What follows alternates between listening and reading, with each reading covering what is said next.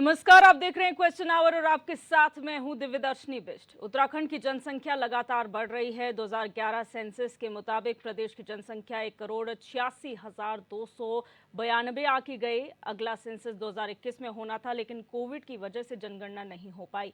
वहीं वर्तमान वर्ष 2023 में प्रदेश की अनुमानित जनसंख्या 1,17,00,000 के पार होगी। इस छोटे से हिमालयी क्षेत्र के लिए बढ़ती आबादी चिंता का विषय बनी हुई है।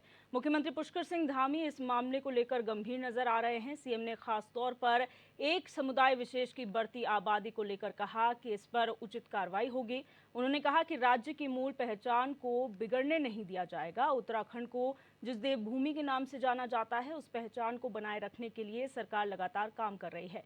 अब सवाल ये उठता है कि इस प्रदेश में बढ़ते आंकड़े आखिर आए कहां से?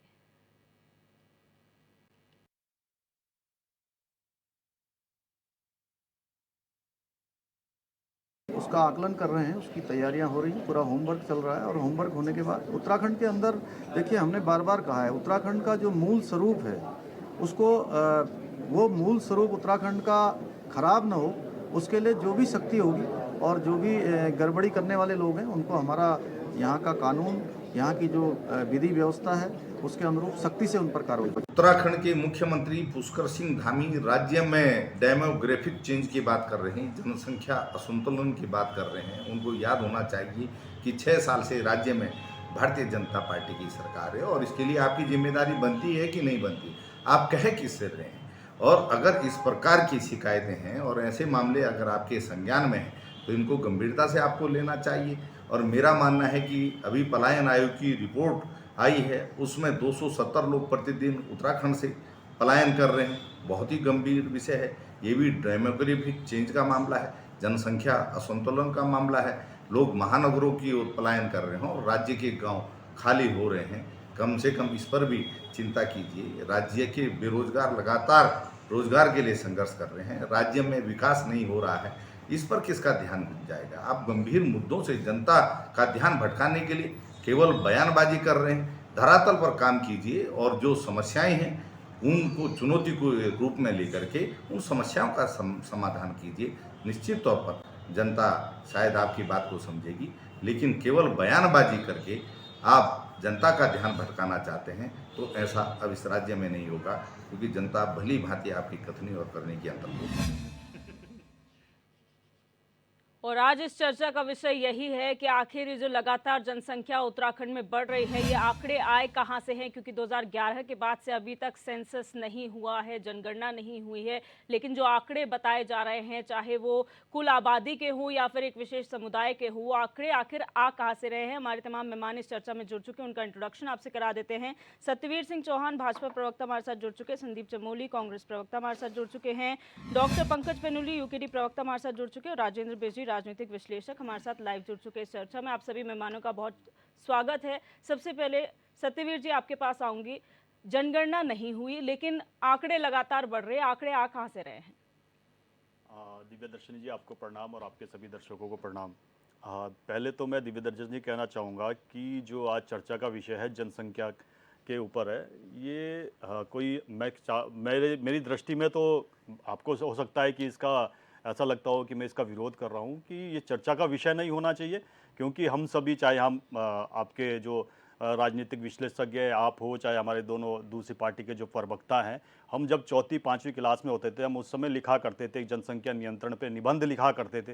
तो मतलब वो कोमल हृदय भी जनसंख्या नियंत्रण के प्रति किस प्रकार से सजग था, आज हम कहाँ पहुँच गए हैं, ये हमको अपने आप चिंतन करना होगा कि एक समय स्कूल में जब हम जाते थे, कोमल हृदय जो बच्चा होता था वो भी जनसंख्या के प्रति कितना जागरूक हुआ करता था कि वो लिखता था कि भी किस प्रकार से पर्यावरण संतुलन होना चाहिए, किस प्रकार से हमें आगे आने वाली जो पीढ़ी है और हम जो आगे बढ़ने वाले लोग हैं, किस प्रकार से पर्यावरण और जनसंख्या का संतुलन बनाना है। मगर आज हम इस यहाँ पर आ गए। अगर हम भारत की दृष्टि से व्यापक रूप में बात करें तो हम विश्व के 7वें देश है ऐसे जो क्षेत्रफल की दृष्टि से 32,87,200 वर्ग किलोमीटर का हमारा क्षेत्रफल है। 2.4% पूरे अगर विश्व का सतह का ले तो हम उसका भूभाग में आते हैं।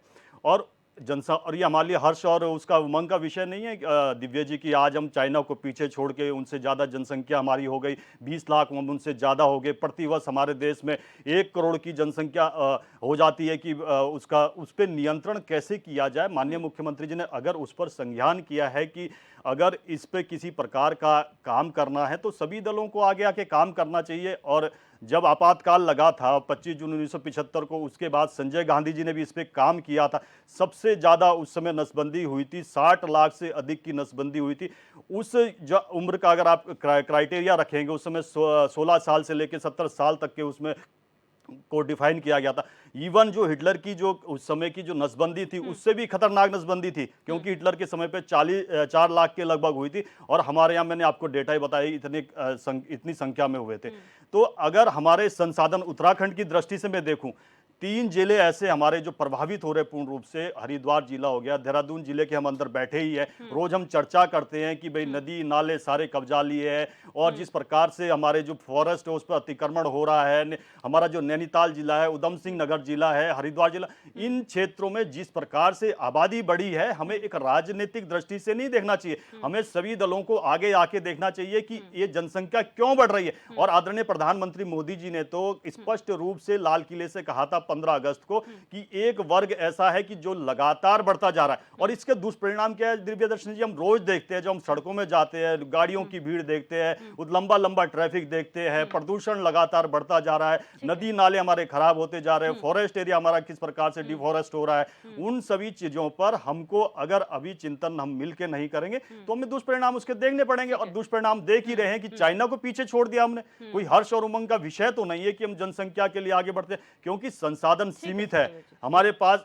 मैं एक उदाहरण के साथ खत्म करना चाहूंगा कि जैसे हम पहाड़ के व्यक्ति है तो हम किसान परिवार से लगभग सभी किसान होते हैं। हमारे पास अगर हम पशु भी रखते हैं तो उनको अपनी जो हमारी जो भूभाग है उसके अनुसार रखते हैं कि हम उसको कितना चारा पत्ती दे सकते हैं, उसकी हम व्यवस्था कर सकते हैं कि नहीं कर सकते। उस हिसाब से हम गाय रखते हैं, भैंस रखते हैं, बकरी रखते हैं, या किसी कोई घोड़ा रखता है, कोई अन्य खच्चर रखता है। उन सभी चीजों को अपने पास, हमारे पास कितने संसाधन है, हम उसको पूरा भी कर पाएंगे कि नहीं कर पाएंगे, उसके अनुसार रखते। मनुष्यों की तो आवश्यकता भी पशुओं से अधिक है। आप आज दिन पर आप प्रतिदिन देख रहे होंगे कि रेडिएशन का जो लेवल है वो बढ़ता जा रहा है। आज जनसंख्या अगर 1 करोड़ बढ़ रही है, अगर उसमें 50 लाख लोग भी अगर मोबाइल को यूज करते हैं तो देखिए कि किस प्रकार से रेडिएशन बढ़ेगा। रेडिएशन बढ़ेगा तो तापमान बढ़ेगा, तापमान बढ़ेगा तो हमारे ग्लेशियर खराब होंगे। तो ये सब हमको सोचना होगा कि जिस प्रकार से उस समय जब आपातकाल के समय भी जब नसबंदी हुई थी, एक नारा दिया गया था, उस समय नहीं नारा नहीं, एक कविता बनी थी कि आओ मर्दो ना मर्द बनो। तो वो स्थिति दोबारा से ना पैदा हो, उसको हमें सभी राजनीतिक दलों को आगे आके काम करना चाहिए। उसमें आपका क्या वक्तव्य होगा इस पर, जो बढ़ती जनसंख्या और खासतौर पर चिंता सिर्फ एक वर्ग विशेष के लिए जाहिर की जा रही है, एक समुदाय विशेष के लिए जाहिर की जा रही है? दिव्य दर्शनी, जनसंख्या निश्चितता ही बेतहाशा बढ़ना किसी भी देश राज्य के लिए बहुत ही घातक है। संसाधन सीमित है और बेतहाशा अगर जनसंख्या किसी भी देश या राज्य में बढ़ेगी तो निश्चित ही उन संसाधनों का अभाव होगा, जिससे अस्थिरता राज्य और देश में आएगी। लेकिन उसके साथ साथ दिव्य दर्शनी, हमें यह समझना होगा कि अगर प्रदेश के सर्वोच्च पद पे बैठा हुआ व्यक्ति बिना गणना के, 2001 में हमारी गणना होनी थी, कोविड की वजह से हम गणना नहीं कर पाए, देश बहुत बड़ी त्रासदी में था और निश्चितता ही उसमें गणना होना नामुमकिन था। उसके बाद हम प्रत्येक जनसंख्या नियंत्रण कानून आप देश में लाइए, सभी वर्ग सभी लोग उसका स्वागत करते हैं। लेकिन प्रत्येक कानून में अगर राजधर्म ना निभाते हुए हम पार्टी धर्म निभाने का काम करेंगे और उसमें राजनीति तलाशने का काम करेंगे तो हमारा देश निश्चित ही उस कानून को लाने के बाद आस्था की तरफ जाएगा। आप बिना आधिकारिक आंकड़ों के, सरकार अगर किसी एजेंसी से ये आंकड़े जुटाए हैं तो वो सार्वजनिक करे। सरकार अगर किसी आधिकारिक एजेंसी से अगर ये आंकड़े जुटाए, सार्वजनिक करे, सही में अगर चिंता का विषय होगा हर वर्ग उस पर चिंता करेगा। लेकिन निश्चित ही 2-3 माह में अगर इस राज्य में आपने देखा है तो जितने भी बयान हमारे प्रदेश के राज शासक करने वाले नेताओं के आए हैं वो बयान बड़े दिव्य दर्शनी चिंतनीय है। आपने इस प्रदेश में एक कानून लाए और जितने भी जमीनों पे अवैध कब्जे थे उनको हटाने का काम किया। वो कब्जे चाहे किसी भी धर्म के थे, चाहे वो हिंदू थे, चाहे वो मुस्लिम थे, चाहे सिख थे, चाहे ईसाई थे, आपने उन्हें हटाया। लेकिन बार बार अगर आप किसी धर्म विशेष को टारगेट करके, इंगित करके उन पर आरोप लगाने का काम करेंगे तो निश्चित ही जो भी कानून हमारे राज्य में बनेंगे या देश में बनेंगे, उन कानूनों का विरोध जो नहीं होना चाहिए वो उसके बावजूद भी जरूर होगा। ठीक है डॉक्टर पेनुली, आपको क्या लगता है उत्तराखंड जैसे छोटे राज्य के लिए और खासतौर पर हिमालयी राज्य जहां पर हमारे लिए सबसे महत्वपूर्ण हमारे रिसोर्सेज होते हैं क्योंकि नेचर से जुड़े हुए हम लोग हैं, ऐसे में बहुत ज़्यादा पॉपुलेशन बढ़ना हमारे लिए चिंता का विषय है?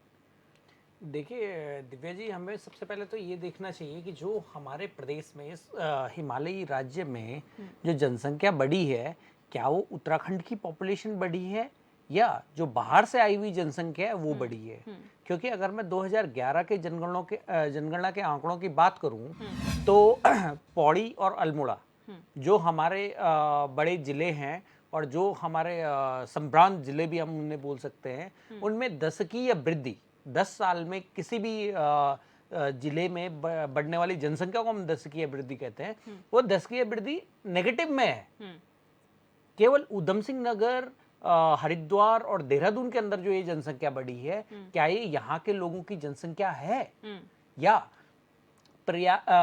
कल्याण में जो हमारा मुसलमान भाई जिसने उत्तराखंड आंदोलन के टाइम पर और उसके बाद से जिसके 3-4 पीढ़ियां वहां पे हैं, क्या उनकी जनसंख्या बढ़ी है या सहारनपुर से आने वाले किसी बाहरी व्यक्ति की जनसंख्या वहां पे बढ़ी है? क्योंकि संसाधन सीमित है, प्रदेश कुछ विशेष मुद्दों पे लिया गया था, संसाधन सीमित है। इससे क्या है कि यहाँ की नौकरियों में, यहाँ के परिवहन में, यहाँ के जो सरकार की योजनाएं हैं, क्योंकि हमारा दुर्भाग्य है कि इस प्रदेश में धारा 371 नहीं है जो कि बहुत सभी हिमालयी प्रदेशों में है। यहाँ पे होनी चाहिए थी, लेकिन जो सरकारें प्रदेश बनने के बाद यहाँ पे आई, उन्होंने ना तो हमारा राजधानी का डिसाइड करा और ना हमारा 371 दिया। अगर 371 धारा होती तो इस तरीके से हमारे हक हुकूक और हमारे जो संसाधन हैं उनको हम सुरक्षित कर सकते थे, जिससे कि जो जनसंख्या का जो बढ़ने का तरीका है या जनसंख्या की डेमोग्राफी बढ़ने का जो रेट है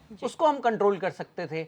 दूसरी बात यहाँ पे ये है कि जो इस प्रदेश में स्टार्टिंग में था, हम किसी धर्म विशेष की बात नहीं कर रहे हैं, क्योंकि उत्तराखंड क्रांति दल ने राज्य आंदोलन के टाइम पे एक नारा दिया था, हिंदू मुस्लिम सिख ईसाई उत्तराखंड के 4 सिपाही, क्योंकि खटीमा में पहला मुस्लिम और सिख भाई हमारा जो है वहां पे शहीद हुए थे। शहीदों की लिस्ट में सिख भी हैं और शहीदों की लिस्ट में मुस्लिम भी है। तो हम किसी धर्म विशेष की बात नहीं कर रहे हैं। हमारा पार्टी का जो विजन था, हमने जो उत्तराखंड लेने के लिए जो काम करा था, जो लड़ाई लड़ी थी, वो इसलिए लड़ी थी कि यहाँ का जो निवासी है उसके ऊपर जो है यहाँ के संसाधन और ये सारी चीजें जो हैं उसके लिए हों, चाहे वो किसी भी धर्म जाति वर्ग विशेष का हो।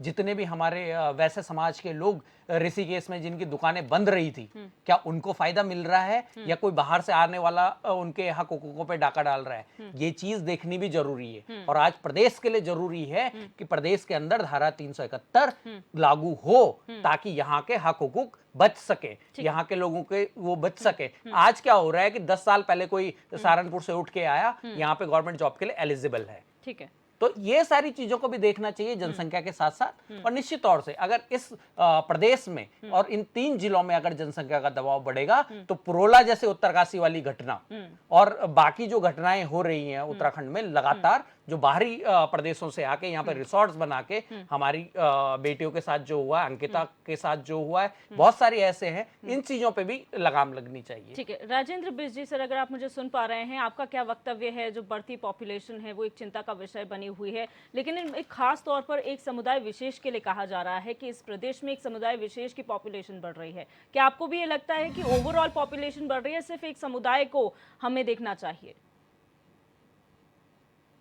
आंकड़े उठा के देखें कि 2011 में जो सेंसस था उसमें करीबन, जैसे आपने बताया, 1 करोड़ के आसपास हमारी पॉपुलेशन थी, और अभी हम जो अनुमानित हमारी जो पॉपुलेशन है वो करीबन 1 करोड़ 17 लाख के आसपास होनी चाहिए। ये 1 करोड़ 18-19 लाख के आसपास होनी चाहिए। अगर आप इसका जो है मतलब वृद्धि दर देखेंगे, कंपाउंडिंग देखेंगे, तो करीबन जो है 4% के हिसाब से 3-3.5% के हिसाब से कंपाउंडिंग हो रही है। खैर नहीं हो। इसके अलावा अगर आप जो सबसे खास बात ये देखें कि सबसे ज्यादा जो जहाँ पे मुस्लिम पॉपुलेशन है वो 3 डिस्ट्रिक्ट हैं, जिसमें हरिद्वार नंबर 1 है, उसके बाद जो है देहरादून आता है और आपका नैनीताल जिला है, कि जहाँ पे जो है परसेंटेज अगर आप देखें सबसे ज्यादा है। हरिद्वार में करीबन 34% मुस्लिम है, यहाँ पे देहरादून में करीबन 14% है, और करीबन 10 से 11% जो है आपके हल्द्वानी और नैनीताल डिस्ट्रिक्ट। तो इन सब बातों को अगर आप देखेंगे, और अगर हमारा टोटल उत्तराखंड की पॉपुलेशन का परसेंटेज, मुस्लिम परसेंटेज देखेंगे तो करीबन 14%। तो इन सब चीजों को अगर आप देखते हैं, तो इन चीजों में अगर आप ये देखते हैं कि इसमें एक चीज उभर के आई है कि जो पहाड़ से पलायन, जो मतलब पलायन हुआ है वो मैदानी इलाकों में हुआ है, लेकिन इसके अलावा भी ये बात भी है क्योंकि ये शांत प्रदेश है और यहाँ पे बहुत सारी अपॉर्चुनिटी थी, तो अगल बगल से, जैसे सहारनपुर से हो गया, बिजनौर से हो गया, आपके मुजफ्फरनगर से हो गए, काफी लोग मुस्लिम तो आए, मुस्लिम के साथ साथ जो है क्या कहते हैं अदर कास्ट के लोग भी यहाँ माइग्रेट हुए। और इसके अलावा अगर आप ये देखें कि उत्तर प्रदेश से काफी जो है यहाँ पे माइग्रेशन हुआ है, वो बहुत सारे ऐसे लोग हैं कि जो सरकार जो काम भी करते थे, जो लोगों की सरकारी नौकरी थी, वो यहीं माइग्रेट हो गए, उनके बच्चे यहीं पढ़ने लग गए और यहाँ पे जो है उनकी जनसंख्या बढ़ने लगी। जब तक हमारे पास अगर कास्ट वाइज अगर जन पॉपुलेशन नहीं आती, तब तक हमें पता नहीं लग पाया कि एक्चुअली क्या हुआ है। लेकिन इसके अलावा जो एक प्रतीत होता है, मतलब एक जो हम एनालाइज करते हैं डाटा से, उसमें ये लग रहा है कि जो मैदानी इलाके हैं, मैदानी इलाकों में जो है मुस्लिम पॉपुलेशन बहुत ज्यादा बड़ी है, और ये जो है हिंदू जो पॉपुलेशन है या मुस्लिम पॉपुलेशन के जो मतलब सापेक्ष में अगर आप देखेंगे तो हिंदू पॉपुलेशन जो है उसका जो ग्रोथ है वो बहुत कम है, पहली चीज। दूसरी चीज अगर आप ये देखेंगे कि मतलब जो कुछ, क्योंकि हमारा जो उत्तराखंड स्टेट है वो 2 कंट्रीज से, अदर कंट्री, चाइना से और चाइना तिब्बत हम इसको कहते हैं, या नेपाल से भी हमारा जो है पूरा जो है सीमा जो है उससे लगी हुई है। तो उन 2 से बड़ा सेंसिटिव एक टाइप से हमारा प्रदेश है, और इसके बावजूद भी अगर आप ये देखेंगे कि पिछले साल कुछ ऐसे इनपुट्स आए हैं कि जिस इनपुट्स में पता लगा कि पिथौरागढ़ और चंपावत इस जगह में जो है क्या कहते हैं कुछ पॉपुलेशन, मुस्लिम पॉपुलेशन बढ़ी है। तो सरकार ने इसका संज्ञान लिया, जो आपकी जो सेंट्रल गवर्नमेंट है उसने संज्ञान लिया और उन्होंने इस पे काम करना शुरू किया, और कुछ ऐसे इनपुट्स आए हैं जिससे पता लगा कि जरूर ये डेलिबरेटली हो रहा है। एक तो ऐसा होता है कि नॉर्मल तरीके से जो माइग्रेशन होता है वो अलग चीज है, लेकिन अगर डेलिबरेट जो है माइग्रेशन हो रहा है तो उसके कुछ कारण होंगे। तो इसी संदर्भ में मुझे लगता है कि जहाँ पे मुख्यमंत्री धामी ने कुछ बात कही है कि हम देखेंगे किस तरह से हो रहा है। और अगर आप ये देखें अभी लैंड जिहाद जिस तरह से बढ़ा है, जिस तरह से जो बात लैंड जिहाद तो एक टर्म दे दिया गया, लेकिन किसी न किसी तरीके से अगर आप समझिए कि जो जिस तरह से मतलब खास एक समुदाय ने जो अपने जो है मज़ारें वगैरह बनाई हैं और वो भी इस तरह से करी हैं, तो वो भी एक इंडिकेशन देता है कि कहीं ना कहीं जो है पॉपुलेशन बढ़ी है। और चर्चा में आगे बढ़ते हैं। बिल्कुल सत्यवीर जी, जिस तरीके से कहा जा रहा है अभी आपकी सेंसस नहीं हुआ, जनगणना नहीं हुई है, किस हिसाब से, क्योंकि कहा जा रहा है कि जब हमारे कास्ट वाइज हमारा जनगणना आ जाएगी उस हिसाब से हम लोग जो है आगे ये कर सकते हैं, डिसाइड कर सकते हैं कि किसकी कितनी ज़्यादा पॉपुलेशन बढ़ रही है। अभी जो आप लोग कह रहे हैं कि धर्म विशेष की पॉपुलेशन बढ़ रही है, वो किस हिसाब से कह रहे हैं? हाँ, आप देख ही सकते हो कि जिस प्रकार से आपके जो लोकल बॉडी के चुनाव होते हैं, चाहे आपके विधानसभा के चुनाव होते हैं, उसमें जिस प्रकार से आंकड़े आते हैं उसमें आप देखते ही होंगे कि कितने वोटर इस साल बढ़े हैं, कितने वोटर उससे पहले थे। वहाँ से आपको एक डेटा मिलता है, उसके बाद आप निकालते हो, पूरे जिले का भी निकालते हो, विधानसभा वाइज भी निकालते हैं कि इतने वोटर इस साल बढ़े। तो उस आधार पर ये कहा जाता है कि इस समुदाय की इतनी जनसंख्या बढ़ी है। मैं आपको फिर कहना चाहता हूँ, जो ये हरिद्वार जिला हो गया, उधम सिंह नगर जिला हो गया और देहरादून जिला, यहाँ पर एक समुदाय विशेष की पॉपुलेशन क्यों बढ़ी, हमें इस बात का देखना होगा कि इस क्षेत्र को ही क्यों कवर किया। इस क्षेत्र को इसलिए कवर किया क्योंकि इस क्षेत्रों में आप देखोगे तो नदियां हैं हमारी, उन नदियों से किस प्रकार से चोरी छुपे खनन होता है, उसके बाद किस प्रकार से अवैध आमदनी कलेक्ट की जाती है, जिससे अपनी आजीविका आसानी से चलाए जा सके। और वो ना सरकार के पास वो राजस्व जाता है, वो सीधा का सीधा उसके पास जाता है। उसका मुख्य कारण है क्योंकि मेरा जो घर है विकास नगर में है, बिल्कुल यमुना किनारे है, वहां पर इस प्रकार की गतिविधियां आए दिन देखने को मिलती है। मगर जिस प्रकार से वहां के सामाजिक लोगों ने इकट्ठा होकर जिस प्रकार से वहां पर एक अपने आप एक संगठन बनाया कि इन लोगों को कैसे रोकना है, उसके लिए लगातार काम कर रहे हैं। और उसी क्षेत्र में जिस प्रकार से जो पूरी सिंचाई विभाग की जमीन थी, उस पे जिस प्रकार से पूरे के पूरे उसको कवर कर लिया था, जिसका कि अतिक्रमण में वो 900 से अधिक परिवारों को वहां से हटाया गया। सवाल मेरा ये है, आप कह रहे हैं खनन होता है, तो क्या सिर्फ खनन एक समुदाय विशेष करता है? खनन तो सभी करते हैं, तो सिर्फ एक समुदाय विशेष विशेष क्यों? आपने नदियों की बात की, उनका सिर्फ एक समुदाय विशेष का फायदा क्या है? जहां पर आपने नदियों का जिक्र किया, इसलिए मैं पूछ रही हूँ। मैंने आपको स्पेसिफिक बताया कि किन किन जिलों में हुआ है और क्यों हुआ है और क्यों इन जिलों को कवर किया। और आपने का खनन की बात करी है, खनन की बात हिंदू समुदाय भी करता है, मगर वो जिस 1% भी चोरी नहीं करता है, वो अपने पट्टों से जो सरकार के द्वारा दिए गए उनसे करता है और सरकार को रेवेन्यू देता है। ये तो लगातार मैं कह रहा हूं 99% चोरी कर रहे हैं और लगातार मैं उस क्षेत्र में रहने वाला हूं, मैं उस क्षेत्र में रहता हूं। यमुना जी मेरे घर के बगल में जस जाती है, हम रोज सुबह शाम वहां हमारा आना जाना है, तो हम देखते हैं कि जो झोटा बुग्गी से एक समय पे ले जाता था, आज की डेट में वो डंपर में ले जा रहा है। कहां वो झोटा बुग्गी में जाता है, एकाएक वो डंपर में आ जाता है। ये हमको सोचना होगा, हमें इस पे एक सामूहिक रूप से आगे आना होगा। और बात जो घटना वही समझना चाहती हूँ। आप कह रहे हैं एक समुदाय विशेष जो है हिंदू भी करते हैं लेकिन वो चोरी नहीं करते। आप कैसे समझेंगे कि वो चोरी करते हैं और मुसलमान जो है वो खनन में चोरी करता है? ऐसे आप कैसे डिफरेंशिएट करेंगे? क्या वहां पर लिखा हुआ है? क्योंकि अवैध खनन की इतनी खबरें आती हैं कि आप लोगों के पास रिकॉर्ड मेंटेन है कि ये जो रेवेन्यू देते हैं सरकार को वो हिंदू हैं और ये जो चोरी करते हैं वो मुसलमान मैं हैं। आपको स्पष्ट तौर से कह रहा हूं, कभी आपको चलना होगा। मेरा यमुना जी के किनारे घर है विकासनगर में, किस प्रकार से वहां पे जो झोटा बुगी चलाता था, किस प्रकार से उसके ऊपर उसके पास डंपर आ गया। और यहां तक कि वो मैं स्पष्ट तौर से कह रहा हूं, वो उत्तराखंड का निवासी भी नहीं है। और उत्तराखंड के निवासी इतना दयालु होता है कि वो किसी को भी अपने यहां रहने के लिए जिस प्रकार से रहता है उस प्रकार से रहने के लिए देता है। मगर आप देख लीजिए एकाएक जब उसको रहने के लिए देता है और किस प्रकार की घटना चगरोता में होती है, किस प्रकार की घटना पुरोला में होती है। पुरोला पिछले 10 दिन से लगातार जिस प्रकार से मांग कर रहा है कि इन्होंने जिस प्रकार का यहां पर देख जो दृश्य उत्पन्न की है उसके लगातार वो आगे कुछ सरकार ने तो उसको पहल नहीं करी। संगठनों ने, वहां के जो लोग हैं, वहां के जो निवासी है वो आगे आए कि इस प्रकार का दायित्व है उनको उठाना चाहिए, तो उन्होंने दायित्व लिया। आप कितना इत्तेफाक रखते हैं इस बात से जो सत्यवीर जी ने कहा? खनन एक पहलू हो सकता है उसका, लेकिन ये जो पॉपुलेशन यहाँ पर बस रही है, सिर्फ खनन उसका एक रीजन है या रीजंस बहुत सारे हैं? क्योंकि एजुकेशन हब ये है, ये तीर्थ नगरी भी है, बहुत सारी चीजें कंबाइंड होकर आती हैं। और क्योंकि पॉल्यूशन जो है महानगरों में ज्यादा है, इसलिए यहाँ पर सीनिक व्यू है, पहाड़ है, शांति है, स्वच्छ हवा है, इसके लिए भी होता है। सबसे पहले तो हमारे 2 जनपदों में, पर्वतीय जनपद जिन्हें कहेंगे, अल्मोड़ा और पौड़ी में सबसे ज्यादा पलायन हुआ है। ये आधिकारिक आंकड़े हैं। लेकिन वो पलायन कहाँ हुआ है ये हमें देखना होगा। वो पलायन आपका हरिद्वार, देहरादून और अल्मोड़ा का हल्द्वानी में हुआ है। तो पलायन अगर पहाड़ी क्षेत्रों में कम हुआ है और प्लेन्स के क्षेत्रों में बढ़ा है, तो वो ऐसा नहीं है कि सिर्फ प्लेन्स के लोगों ने बढ़ाया है, वो पर्वतीय मूल के लोग भी। आप देहरादून में अगर आज से 20 साल पहले देखेंगे, जब हम छात्र राजनीति में थे, छात्र जीवन में थे, तो क्या देहरादून की जनसंख्या थी? आज के समय में मैं जिस गांव से बिलोंग करता हूँ, मेरे गांव के 400 परिवार यहाँ रहते हैं। तो ऐसा नहीं है कि प्लेन्स की जो जनसंख्या यहाँ बढ़ी है, पहाड़ के लोगों की पूरी जनसंख्या इन प्लेन्स के इलाकों में बसने का काम हुआ है। दूसरी बात दिव्य दर्शनी, इस राज्य में हमसे सबसे पास सहारनपुर लगता है, इधर हमारे बिजनौर लगता है, और ये हमारे एकदम पास की जगह हैं। तो इन लोगों का बहुत तेजी से हमारे यहाँ आना हुआ। कोई कारपेंटर का काम करता है, कोई ठेकेदारी करता है, कोई तरह तरह के काम करता है। मात्र खनन का काम ही इस राज्य में नहीं है। दूसरी बात यह है कि खनन अगर कोई व्यक्ति कर रहा है, तो अगर वो अवैध करता है तो सरकार से पट्टा लेगा, कार्य करेगा। अगर वो अवैध करता है, चोरी में पकड़ा जाता है, तो उसकी कोई जाति धर्म नहीं है दिव्य दर्शनी। जो गलत काम करेगा, कोई भी जाति धर्म का व्यक्ति उसको सपोर्ट करने का काम नहीं करेगा।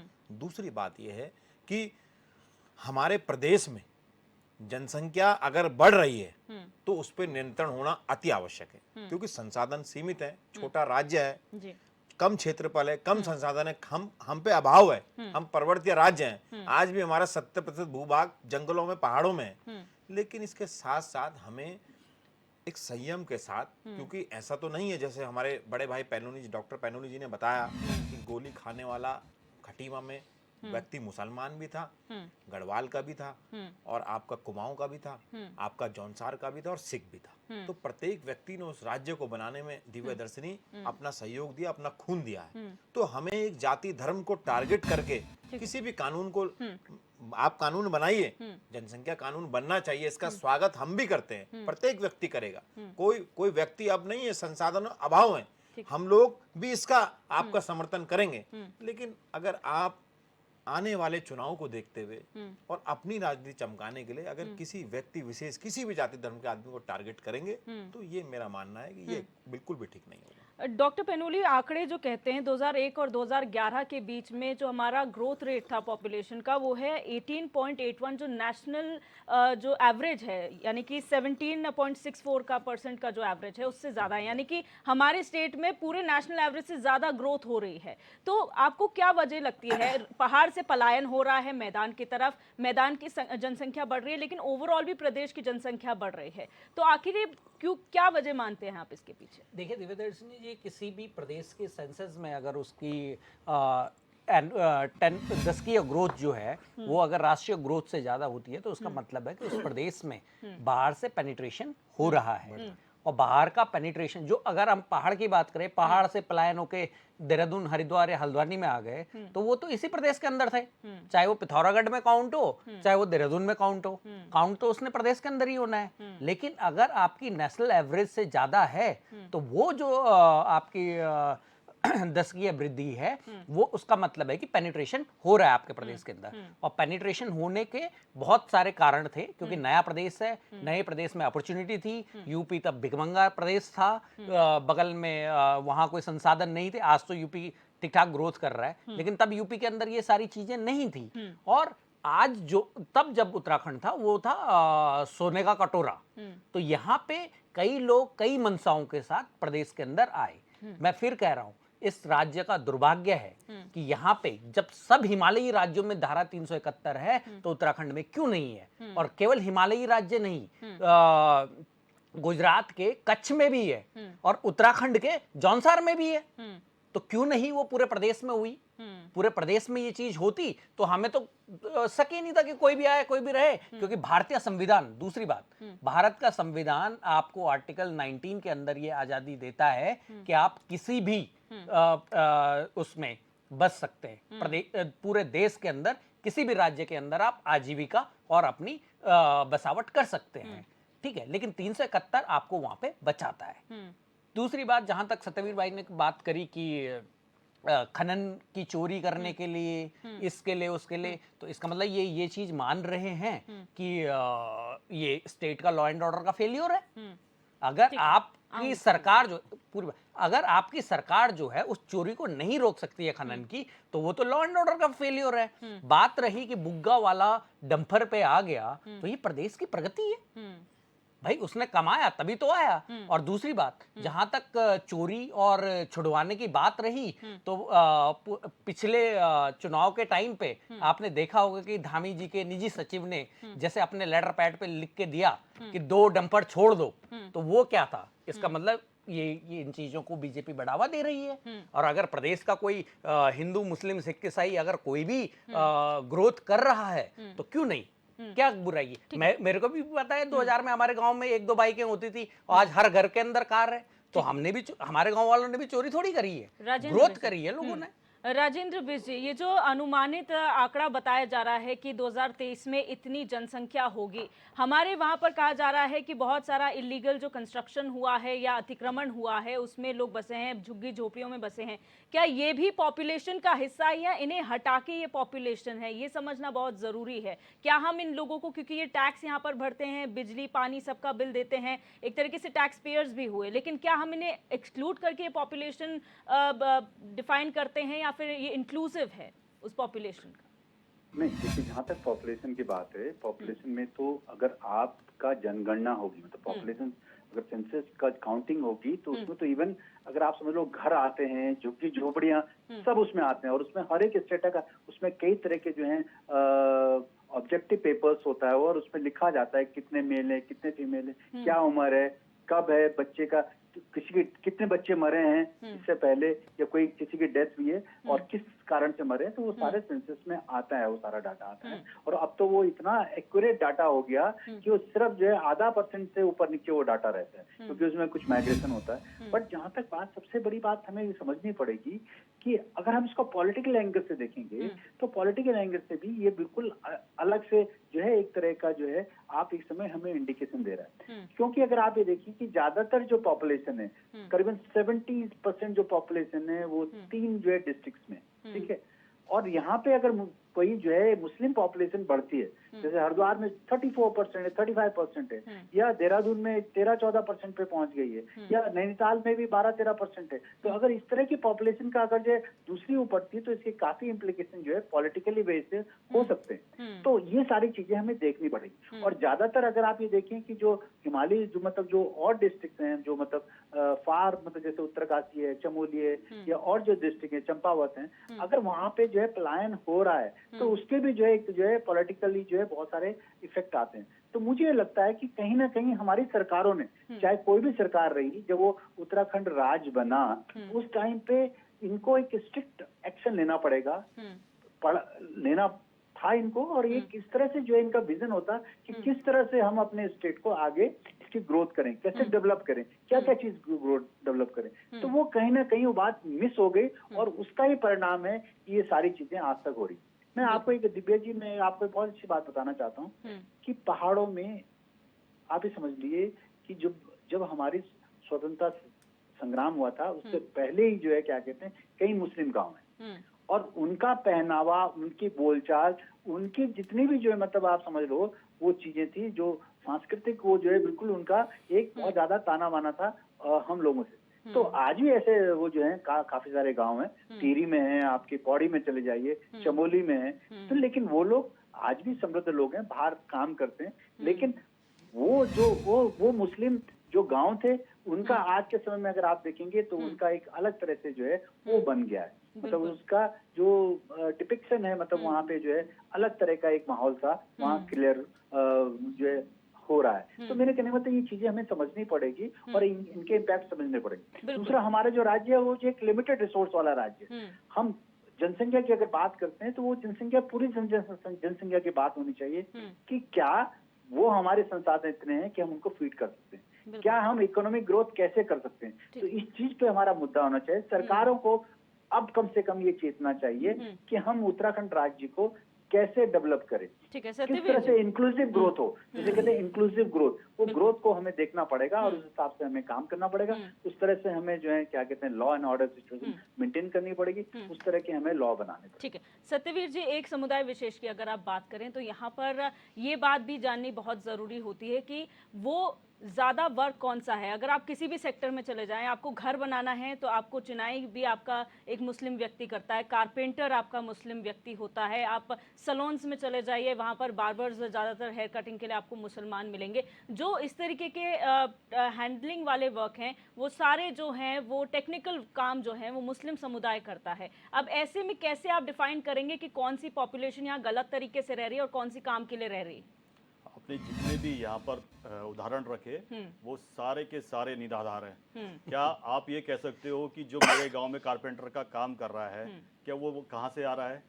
हमारे जो गांव का जो स्ट्रक्चर होता है, मैं जौनसार की बात करूंगा, वहाँ पर बड़े ही अलग से होता है उसकी आवश्यकता नहीं है कि मुझे सहारनपुर से लाना है या वहाँ से लाना है। तो आप किस प्रकार, पहले आपका ये निराधार हो गया। गांव के अंदर बाल काटने वाला भी होता है, अलग अलग हो सकता है कि पौड़ी में उसको कुछ और नाम से बोलते हो, हमारे यहाँ कुछ और नाम से बोलते हैं उसको, वो भी आपका निराधारा हो गया। और रही बात कारपेंटर, आप एक सेक्टर, आप एक जगह की बात कर रहे हैं, आप एक जगह की बात कर रहे हैं। बता रहा हूँ, अभी आपको बता रहा हूँ। आप तो ऐसा कह रहे हो कि जैसे वही वर्ग करता था और कोई करता ही नहीं था। मेजॉरिटी कह रहे हो, मेजॉरिटी की बात कर रहे हैं। आप सुन लीजिए, देहरादून के अंदर, मैं देहरादून के अंदर आया तो आप कह रहे हैं कि कोई नाई नहीं है, कोई कारपेंटर ही नहीं है, कोई गाड़ी का काम करने वाला ही नहीं है। यहाँ बगल में चले जाइए, विजय दफ्तर के बगल में आरके मोटर है, वो किसका है?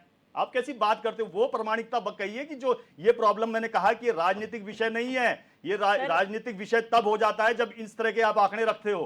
कोई मतलब कि आप मुझे ये बताइए, आप मुझे आपने कहा वो मोटर्स किसका है, मैं बात कर रही हूँ कारपेंटर कौन है, कारपेंटर कौन है? मतलब आप जिस क्षेत्र की बात कर रहे हैं, आप एक बात बताइए, हम लोग घर बनाते हैं, हम सहारनपुर से थोड़ा ना मंगाते हैं, वो लोग यहाँ पर रह रहे हैं, बहुत लंबे समय से कारपेंट्री का काम कर रहे हैं, घर बनाने का काम कर रहे हैं, वही लोग बनाते हैं, कई लोग उन पे ट्रस्ट भी करते हैं। मैं यही कह रही हूँ, आप डिफरेंस कैसे करेंगे? आप एक क्षेत्र की बात कर रहे हैं, नहीं वहाँ पे अलग से नाई होते हैं, अलग से बड़ाई होते हैं, हम उन जगहों की बात नहीं कर रहे जहाँ पे अलग से होते हैं, हम कह रहे हैं जो लोग काम के लिए आए। मैं देहरादून के अंदर रहता हूँ, देहरादून के अंदर बाल कटाने भी मुझे हिंदू नाई के पास जाता हूँ। आप कैसी बात करते हो कि हिंदू नाई नहीं है, यहाँ पे बाल काटने वाला कोई हिंदू ही नहीं है? जब आप ये डिफरेंशिएट ये करते कहा नहीं, ही मैं आपको कह रहा हूँ, मैंने ये नहीं, कहा आप ही कह नहीं। रहे हो आप कि मेरी बात नहीं, को गलत तोड़ फिर कह रहे मरोड़ हो के आप। क्यों पेश कर रहे हैं? मैंने पूरा सत्यवीर घर जी, बनवाया, सारे लेबर मैंने हिंदू सिर्फ थी, सारा इतना उसका कहा, ठेकेदार लेबर था। आप मैंने कैसे सिर्फ बात कर रहे हो कि मैंने कारपेंटर सिर्फ वो इतना है कहा, वो है? सत्यवीर ऐसे जी, आप नहीं है गलत दिव्या गलत दर्शनी जी, ऐसा इंटरप्रेट नहीं मत है। कीजिए, आप गलत कर रहे हो इंटरप्रेट गला मत इन्वेंट कीजिए। की सारे के सारे वही है। हिंदुओं का आप कह रहे हो, मैंने आप ये साहब नहीं के साहब कह रहे हो, आप गलत सुन इंटरप्रेट लीजिए, कर मेरा रहे सुन हैं। लीजिए, मैंने ये बात कहा, मैंने आप ये गलत हो कहा चुके हो, अब मेरे को नहीं, सुन लीजिए मैंने आप। ये नहीं कहा कि हिंदू नाई नहीं है। अरे आप हिंदू कह रहे कि वो सारा कारपेंटर काम नहीं वही है। कर रहे हैं, कारपेंटर वही है, नाई वही है, पेंचर वही लगाने बात वाला है ना, मैकेनिकल वही सत्यवीर है, जी, जब सारी आप बात लोगों आप ने कह रहे हो। एक एंगल से बातों को देखना होता है, फिर आप लोगों को कुछ समझ में नहीं नहीं, आता। आपको नहीं समझ में, आप आपने उठाया, खुद मैंने तो डिफरेंस विषय भी नहीं कर उठाया, पा रहे हैं, हमें मैंने क्या तो ये बताएंगे विषय भी नहीं डिफरेंस? उठाया, आपने उठाया ये विषय और मैंने आपका जवाब दे दिया कि सारे के सारे मैंने आपको प्रमाण रख के दे दिए। और बात आ रही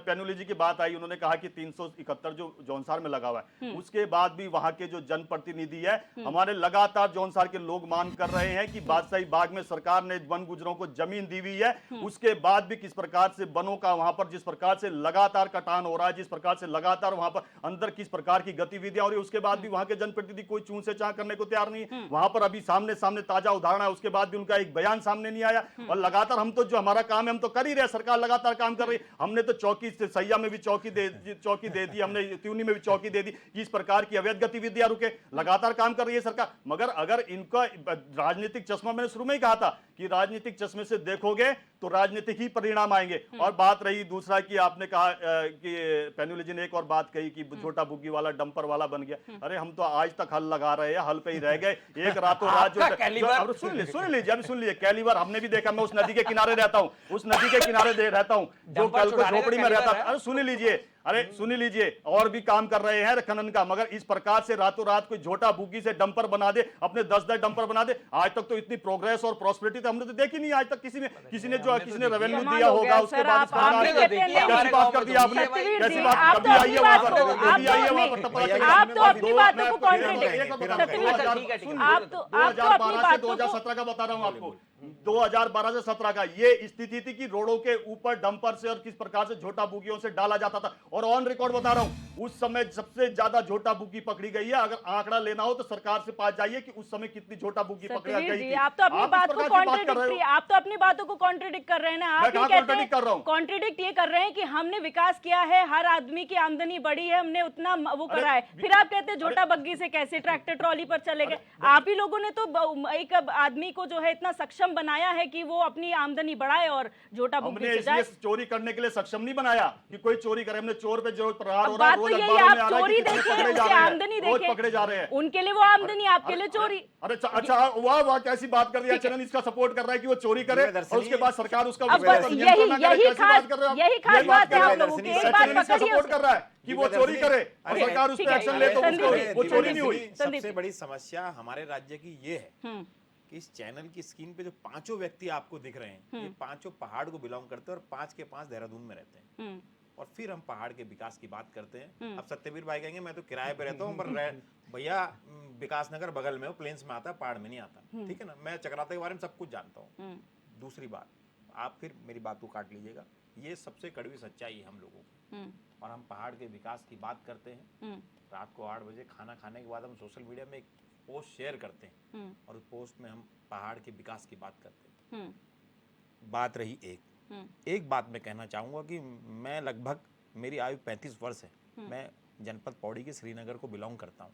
आप विश्वास नहीं करेंगे, मैं लगभग 25 से 30 वर्षों तक आज भी जब आप श्रीनगर के मेन बाजार में जाएंगे तो मुख्य दुकानें जो बार्बर की हैं, 25-30 वर्षों की बात बता रहा हूँ, सब्जी की हैं, बार्बर की, अन्य दुकानें हैं, मोची की, इसकी, नाई की हैं, वो आज भी मुस्लिम समुदाय और मुस्लिम समाज की हैं। और ऐसा नहीं है कि मैं हिंदू समाज के नाई के पास बाल कटवाने नहीं जाता, ये मेरी कोई मानसिकता नहीं। जो जहाँ मिल गया उससे हम बाल कटवा लेते हैं। लेकिन आपकी बात को मैं अच्छे से समझ रहा हूँ, अगर 20 से 25 वर्ष पहले किसी भी जाति धर्म का व्यक्ति मेरे राज्य में आकर अगर काम करता है तो 15 वर्ष के बाद तो राज्य सरकार भी उसको स्थायी निवास देने का काम करती थी बेदर्शनी, जो हमारे मानक है। 15 वर्ष तक अगर लगातार कोई इस राज्य में रहेगा तो 15 वर्ष का अगर कोई सरकारी को कागज देगा तो उसको हम अस्थायी निवास देने का काम करते हैं। तो वो व्यक्ति हमारे राज्य का स्थायी निवासी और प्रत्येक जगह उसका अधिकार हो जाता है, वो सरकारी नौकरी पे भी फॉर्म भर सकता है उसका बच्चा। तो ये चीज़ों को ध्यान रखते हुए हम लोगों को बातों को कहना चाहिए। दूसरी बात मैं आपको कहना चाहूँगा कि हमारे प्रवक्ता साथी भाजपा के चक्राता से आते, इसलिए बहुत अच्छी बात है, उन्होंने वन गुजरों की बात की, सरकार ने उनको संपत्ति दी। आप स्वयं बड़े भाई सरकार का एक अंग है, जनप्रतिनिधि की तो बात आपको कहनी नहीं, और सक्षम है भविष्य आपका भी हम देखते हैं कि आप जनप्रतिनिधि के रूप में वहाँ से आएंगे, हम आपका भविष्य तलाशते हैं। हम कहते हैं कि हमारी शुभकामनाएं आपके साथ है। हो सकती है हमारी राजनीतिक विचारधाराएं अलग अलग हो, लेकिन आप जैसे जुझारू अच्छे लोग राजनीति में आगे आने चाहिए। आप जनप्रतिनिधि प्रतिनिधि के रूप में आइए। अरे आप स्वयं सक्षम हैं, आप सरकार के प्रवक्ता हैं, भाजपा की सरकार है, आप भाजपा के प्रवक्ता हैं। आप कहिए सीएम साहब से, आपके लोगों की समस्या को आप रखिए, और जहां आवश्यकता होगी, अगर जन समस्या होगी तो उसमें हम भी आपके यहाँ में यहाँ मिलाएंगे, क्योंकि हमारा मकसद, राजनीतिक सोच है हमारी अलग हो सकती है, विचारधारा अलग हो सकती है, लेकिन जहां जनता की समस्या की और जनता की भलाई की बात आएगी, वहां चौहान जी के साथ मैं कंधे से कंधा मिला के खड़ा रहूंगा। लेकिन दिव्य दर्शनी किसी भी कानून को, आप जनसंख्या कानून लाइए, आप गलत अवैध धार्मिक स्थलों को तोड़िए, आप एनआरसी लाइए, आप सीए, किसी को भी लाइए, लेकिन किसी भी कानून को आप इस प्रकार से ना लाइए, माहौल ना बनाइए कि आपको एक जाति विशेष को आप ठेस पहुंचाने का काम करें। आप अगर किसी महत्वपूर्ण ओहदों में होकर आप ये कह दें कि एक विशेष समुदाय की जो जनसंख्या इस राज्य में बढ़ी है, तो आपको एक आधिकारिक आंकड़ा जारी करना पड़ेगा, क्योंकि आपकी जो कथनी है, मुख्यमंत्री अगर राज्य में कुछ कहते हैं मीडिया के माध्यम से, तो वो कथनी बहुत मायने रखती है। तो मेरा आग्रह है मेरे भाजपा के प्रवक्ता साथियों से और माननीय मुख्यमंत्री से और भी सरकार के प्रवक्ताओं से कि आप, अच्छी बात है, आप जनगणना कराइए, और सबसे बड़ी बात जो बिश जी ने कही, आप जातीय जनगणना कराइए। भाई कितने समुदाय के लोग हमारे राज्य में, उसको आधिकारिक करिए। अगर आपको लगता है तो जनसंख्या कानून को इस राज्य में तत्काल प्रभाव से लागू करिए, हम भी आपका स्वागत करते हैं। डॉक्टर पेनुली, ये तो बात रही जो जनसंख्या यहाँ पर रह रही है, पर मेजॉरिटी ऐसी जनसंख्या है जो इस प्रदेश से बाहर पलायन कर चुकी है, चाहे वो काम के लिए हो, पढ़ाई के लिए हो। बहुत सारे ऐसे लोग हैं जो एनआरआईज की कैटेगरी में अब आते हैं, लेकिन उत्तराखंड के वासी हैं, नागरिक हैं। अगर उनको सबको वापस बुला लिया जाए तो इस प्रदेश का आंकड़ा कहाँ जाएगा, ये हम और आप इमेजिन नहीं कर सकते। तो ऐसे में क्या जरूरी है, किस तरीके के रूल्स एंड रेगुलेशन बनना चाहिए कि कभी एनआरआईज जो हैं ये सोचे कि हम भविष्य में उत्तराखंड में आके रहेंगे, तो क्या उनको अकोमोडेट करने के लिए हमारे प्रदेश के पास इतने सोर्सेज हैं, इतनी जगह है कि हम जो करंटली रह रहे हैं उनको हटा दें और बाकियों को जो है अकोमोडेट करें? दिव्या जी देखिए, इसीलिए मैं पहले शब्द से ही बोल रहा हूँ कि 371 is must for this Uttarakhand because it is not given by the central government, it is a fault from the central government, वहां से हमें मिला है। दूसरी बात रही पलायन, तो मेरे हिसाब से या मेरा मानना है कि पलायन दो तरीके का होता है, और पलायन सतत प्रक्रिया है। हर प्रदेश से पलायन होता है, हर जिले से पलायन होता है, हर देश से पलायन होता है। ठीक है, पलायन दो प्रकार के हैं, एक है मजबूरी में किया हुआ पलायन, एक है ग्रोथ का पलायन। अगर हमारे यहाँ से निकल के अजीत डोभाल एनएस से बनते हैं, या माननीय रावत जो हमारे पहले सीडीएस थे, वो बिपिन रावत जी, वो अगर हमारे प्रदेश से जाके सीडीएस बनते हैं और फिल्मों में हमारे कई कलाकार यहाँ से जाके अगर फिल्मों में अच्छा नाम कमाते हैं और साइंटिस्ट बनते हैं या कुछ बनते हैं, विदेशों में अपना कंट्रीब्यूशन देते हैं, आईटी में जाते हैं, ये हमारे लिए गर्व की बात है और ऐसा पलायन होना चाहिए। लेकिन मजबूरी में किया हुआ पलायन जो हरिद्वार से, पौड़ी से, पिथौरागढ़ से, उत्तरकाशी से, वहां से उठा हुआ आदमी दिल्ली में जाके 5-10 हजार में अगर बर्तन मांजता है तो वो दुख की बात है। वो क्यों यहाँ से पलायन करने गया? क्योंकि इन 20-22 सालों में सरकारों की जो मतलब विकास करने का जो मकसद रहा वो केवल 3 प्रदेशों में हुआ। हमारे यहाँ के 70% जनप्रतिनिधि तो प्रॉपर्टी डीलर बन के घूम रहे होते हैं, देहरादून में प्लॉट काट रहे होते हैं, और वहां से पॉपुलेशन का यहाँ पे बसाना उनका काम है। किसी ने सोचा, अब देखो अभी 26 में 25 में परिसीमन होगा दोबारा। पहले पहाड़ों की 7 सीटें कम हुई थी, इस बार 10 सीटें और कम हो जाएगी।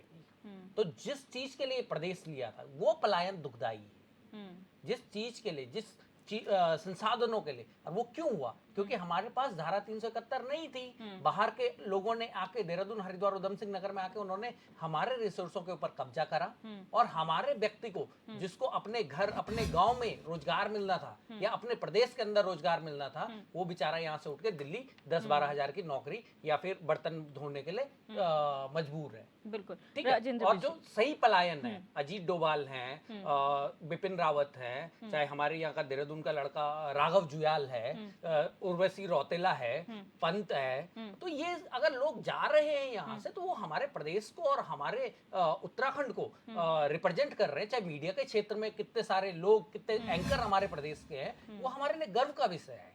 लेकिन वहां पे दुख वहां पे है कि जिन लोगों के लिए लिया था, जिनकी स्थिति को सुधारने के लिए लिया था, वो आज भी दिल्ली में उसी तरीके से पहाड़ी समाज को देखा जा रहा है। बिल्कुल। राजेंद्र बिष्ट जी, 371 की मांग को लेकर लगातार पेनुली जी कह रहे हैं कि स्टेट में 371 होना चाहिए। दूसरी बात, परिसीमन की भी यहाँ पर बात आई है कि जो क्षेत्र कम था, परिसीमन होते होते वो बहुत ज़्यादा बढ़ गया और यही वजह है कि पॉपुलेशन के हिसाब से फिर वो क्षेत्र ज़्यादा हाईएस्ट पॉपुलेशन वाले क्षेत्र में आ गया। तो क्या चीज़ें ऐसी होनी चाहिए हमारे स्टेट में, अगर बात करें रूल्स एंड रेगुलेशन बनाने की, अगर बात करें हम जनगणना करने की, कौन सी ऐसी चीज़ें हैं जो हमें अकाउंटेबल करती हैं? देखिए, सबसे बड़ी बात तो हमें ये देखना पड़ेगा कि जो हमारा बेस ईयर, जो अगर हम किसी को 371 अगर हम चलो वो पूरे तरह उसको नहीं कंप्लाई करते हैं, हम कुछ इस तरह का जो लॉ लेके आए जिसमें कम से कम हम जो बेस ईयर है, जो यहाँ के जो निवासी हैं और जो उनको जो है जो उनको प्रायोरिटीज मिलती हैं स्टेट में, उसके लिए जो एक बेस ईयर तय हो। और बेस ईयर कौन सा होगा, इस मायने में काफी कंट्रोवर्सी है। कोई 71 की बात करते हैं, कोई 2000 की बात करते हैं, तो इसके अलग अलग जो है रिप्रिकॉशन है फ्यूचर में आने वाले टाइम पे। लेकिन हमें ये समझना पड़ेगा कि हमें कहाँ तक चेक करना है, कहाँ की जो है किस पॉपुलेशन को हमें एक्सेप्ट करना है या नहीं करना है, ये चीज। दूसरी चीज क्या कहते हैं, अगर हम रिवर्स माइग्रेशन की हर बार बात होती है, आज के समय में आप ये देखिए, रिवर्स माइग्रेशन करने के लिए काफी जो है, जब कोविड के बाद जो है लोग आए तो स्किल्ड लोग थे, वो उत्तराखंड में आए और उन्होंने गांव में होम स्टे और बहुत सारी चीजें, ऑर्गेनिक फूड्स के ऊपर काम करा, ऑर्गेनिक ग्रेन्स के ऊपर काम करा, बहुत सारे काम करे। लेकिन आज के समय में वो दोबारा यहाँ से फिर जो है माइग्रेट हो गए, क्योंकि जब वो लौट के आए थे तब उन्होंने छोटे छोटे पैसे भी उन्होंने जमा करके, जितने पैसे से उन्होंने अपना काम शुरू किया था। लेकिन अगर आप ये देखेंगे आज के समय में वो प्रॉफिटेबिलिटी नहीं है, वो इंफ्रास्ट्रक्चर नहीं है, वो मार्केट नहीं है जो है क्या कहते हैं वो यहाँ से जो है उसको एक्सपोर्ट कर सकें या कुछ उसको डिस्ट्रीब्यूट कर सकें, तो उसमें जो प्रॉफिटेबिलिटी वो नहीं है। और कई सारे स्टार्टअप जो है मुझे जो देखने को आ रहे हैं कि वो बंद हो गए। तो हमें जो सरकारें हैं, सरकारों को ये समझना पड़ेगा कि हमें ग्रोथ किस चीज चाहिए, हमें सर्विस सेक्टर में जाना है, हमें मैन्युफैक्चरिंग में जाना है, हमें किस तरह का जो है डेवलपमेंट चाहिए, साथ में हमें रेवेन्यू भी चाहिए। अगर आप हमें बजट के हिसाब से देखें तो हमारी जितनी इनकम है उस इनकम का तो हम जो है और खर्चा हमारा ज्यादा है। तो ये बहुत सारी चीजें हमें देखनी पड़ेगी और किस तरह का हमारा जो है टोपोग्राफी के अंदर जो है लोग फिट बैठते हैं और आने वाले 25-30-50 सालों में उत्तराखंड की ग्रोथ कैसे हो, किस तरह से जो है इसका डेवलपमेंट हो, वो उसका एक कंक्रीट प्लान होना चाहिए और उस पे चाहे सरकार कोई भी आए उसके ऊपर उन्हें काम करना चाहिए। और अगर 10-15-20 सालों पे काम करते हैं तो उससे हमें क्लियर कट विजन हमें मिलेगा कि हम इस प्रदेश को कहाँ ले जाएं। बिल्कुल, मैं फाइनल कमेंट की ओर बढ़ूंगी, लेकिन उससे पहले सत्यवीर जी आप जवाब देना चाह रहे थे, प्लीज शॉर्ट में अपना जवाब दीजिए और फाइनल कमेंट की ओर बढ़ूंगी। हमारी सरकार बहुत बेहद संवेदनशील है कि इस मुद्दे पर किस प्रकार से सभी राजनीतिक दलों को एक साथ लेके काम किया जाए और किस प्रकार से उत्तराखंड के संसाधनों को जो एक जिस पर एक वर्ग की ऐसी नज़र है कि किस प्रकार से उसका हनन किया जाए, उसको हनन नहीं होने जाएगा। सरकार ने, माननीय मुख्यमंत्री जी ने उस पर काम करना शुरू कर दिया है और इस प्रकार की जो घटनाएं देखने को मिल रही है कि चक्राता हो, चाहे पुरोला हो, चाहे अन्य क्षेत्र हो, उस घटनाओं का भी एक असर कहीं ना कहीं ये जनसंख्या का जो असंतुलन है उसका भी एक कारण है।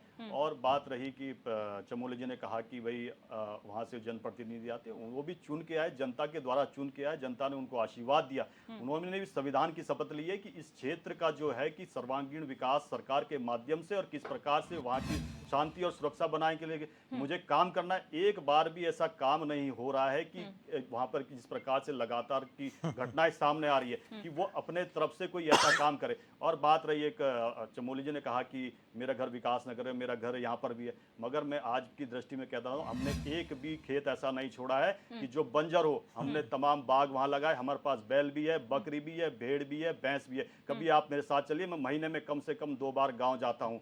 आज भी उन तमाम खेतों में जाता हूँ जिन जो हमारे पूर्वजों ने बनाया है और नए खेतों का भी निर्माण कर रहे हैं। हम ये नहीं है कि वहां से चल के यहाँ आगे। मेरे गांव को आज देहरादून से मैं आपको फिर करेक्ट बता रहा हूँ 2 घंटा 15 मिनट लगते हैं और 2 घंटा 15 मिनट ज्यादा नहीं होते हैं। हम यहाँ से जाते हैं, खेती करते हैं, हर प्रकार की खेती, अदरक से लेके मंडवे से लेके और जो खेतों में जो चावल होते हैं वो लाल चावल वो तक करते हैं, हरी मिर्च करते हैं, टमाटर करते हैं, शिमला मिर्च करते हैं, सारी की सारी कर रहे हैं। यहाँ देहरादून की आपूर्ति अगर हो रही है तो कहां से हो रही है? ये पूरा जौनसर बाबर ही कर रहा है। मैं आपको बता दूं, चाहे टमाटर की चाहे सारी सब्जियों की हो, हमने सारे के सारे जो सब्जियां वहां से आती थी वो सब्जियां फेल कर दी जो सहारनपुर से आती थी। जो क्वालिटी आज की डेट में हम दे रहे हैं, मैं फिर कहना चाहता हूं कि जिस प्रकार से माननीय मुख्यमंत्री जी ने आगे आके काम किया है, सभी राजनीतिक दलों को राजनीति से ऊपर आके काम करना चाहिए। मैंने आपके चर्चा में सुबह ही कहा कि जब एक कोमल हृदय चौथी पांचवी में आके जनसंख्या पर निबंध लिख सकता है, तो हम ये जो राजनीतिक व्यक्ति है क्या एक साथ आके हम काम नहीं कर सकते क्या? इस पे क्या हम एक विशेष वर्ग को ही सांत्वना देते रहेंगे कि आप बढ़ते रहिए और संसाधन उस पर लगातार कुठाराघात करते रहिए? दिव्य दर्शनी, जनसंख्या निश्चितताई बहुत ही गंभीर विषय है, पर किसी भी गंभीर विषय पे आप निश्चित देखिए सत्ता दल हमेशा राजनीति करने का काम करता है। आप देखिए कि आप जनसंख्या कानून लाइए ना, आप बार बार बयान देकर जो राज्य का आपसी सौंदर्य या भाईचारा है उसको समाप्त करने का काम करते हैं। आप लाइए कानून, जो इस राज्य में रह रहा है, इस राज्य का निवासी है, वो सरकार के लाए हुए कानूनों को मानने का काम करेगा। अगर जनसंख्या कानून लागू होता है तो राम पे वही लागू होगा, रहीम पे वही लागू होगा।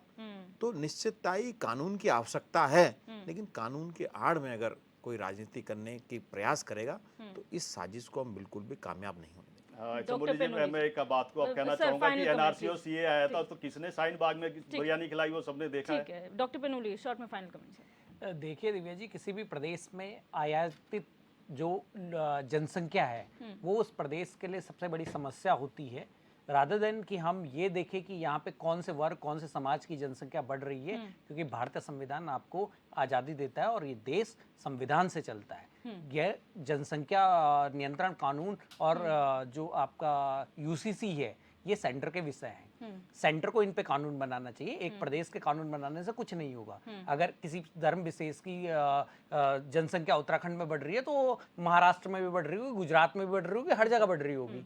तो इसलिए बीजेपी का लार्जेस्ट प्रोस्पेक्टिव देखते हुए मैं ये कहना चाहूंगा कि प्रदेश में लाएं जरूर जनसंख्या कानून, लेकिन उससे पहले वो सेंटर में लाके दिखाएं, सेंटर में यूसीसी और सेंटर में जनसंख्या कानून लाके दिखाएं, ना कि किसी धर्म विशेष या उसके लिए ये काम करें। और मुझे पूर्ण विश्वास है कि ये 2024 के लिए जुमले हैं, जैसे 2022 में भू कानून जुमला था, 2024 के लिए जुमले हैं यूसीसी और जनसंख्या नियंत्रण। उसके बाद वो उसी तरीके से कारपेट के नीचे जाएगा जैसे 22 के बाद माननीय मुख्यमंत्री कुंभकर्णी निंद्रा में सो गए भू कानून के ऊपर। ठीक है, राजेंद्र बिज जी सर शॉर्ट में फाइनल कमेंट प्लीज। देखिए दिव्या जी, मैं तो यही बात कहना चाहता हूँ कि उत्तराखंड डेमोग्राफिकली सॉफ्ट स्टेट है और ये अभी जैसे कहते हैं कि अभी तो 20-22 साल हुए हैं स्टेट को बने हुए, और जो सरकारें हैं, सरकार चाहे कोई किसी की भी हो, उनको एक लॉन्ग टर्म विजन होना चाहिए और उस लॉन्ग टर्म विजन पे काम करते हुए they have to make a law, और उस लॉ के ऊपर अगर वो करते हैं तो तभी इस देश का विकास,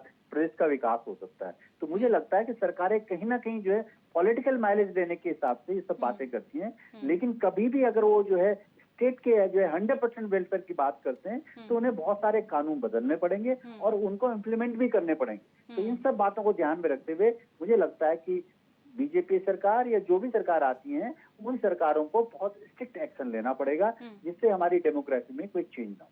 बिल्कुल, आप सभी मेहमानों का इस चर्चा में जुड़ने के लिए बहुत बहुत शुक्रिया। आज चर्चा हमने की कि आखिर ये जो जनसंख्या बढ़ रही है ये बढ़ते आंकड़े हैं, क्योंकि सेंसस अभी हुआ नहीं है, उसके बावजूद ही बढ़ते जो आंकड़े हैं वो आ कहाँ से रहे हैं, जो पॉपुलेशन बढ़ रही है उसकी वजह क्या है। बहुत सारे सजेशंस यहाँ पर आए हैं, सभी ने इसका समर्थन किया है कि एक जनसंख्या कानून आना चाहिए, लेकिन हर पर्सपेक्टिव को ध्यान में रखते हुए कानून लाया जाना चाहिए ताकि हर वक्त को इसका फायदा मिले और